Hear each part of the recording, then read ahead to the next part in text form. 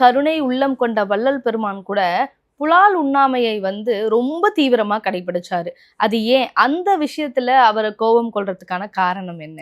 எல்லா பயிர்லேருந்து, பறவைகள்லேருந்து, மிருகங்கள்லேருந்து, மனிதர் வரையும் எல்லாருமே அவ்வளோ பரிசுத்தமா, சுத்தமா இருக்காங்க. அப்படி சுத்தமா இருக்கிறதுக்கு எதிர் விசை எதுன்னா, அந்த காரியத்தை செய்ய விடாத இருப்பதற்கு என்ன காரணம்னா, பல செல்களால் தான் நம்ம உருவாகி வெளியில வர்றோம். அது போர்வைக்குள்ள தானே இருக்கும். அந்த செல்களை வேறொரு செல் உள்ள வரும்போது, அது அவ்வளோ கொடிய விஷமா மாறி, நம்ம ஒரிஜினல் இந்த சென்சிட்டிவே கெடுத்துருது. ம். அந்த சென்சாரை கெட்டுருது. அப்போது நம்ம ஒரு நுட்பமான ஒரு அறிவை அடுத்த நாட்டில் நடக்கிறத கூட நம்ம இங்கே உட்காந்துட்டு யோசிக்க முடியும். யோசித்த உடனே நமக்கு பதில் கிடைக்கும். ஆனால் இது வேறொரு செல் புலால் என்ற வேறொன்று, புலால் மட்டும் இல்லை, எதையுமே ஒரு மனிதனை கடினமாக பேசுறதில்ல, அதே அவனை கொல்ற மாதிரி.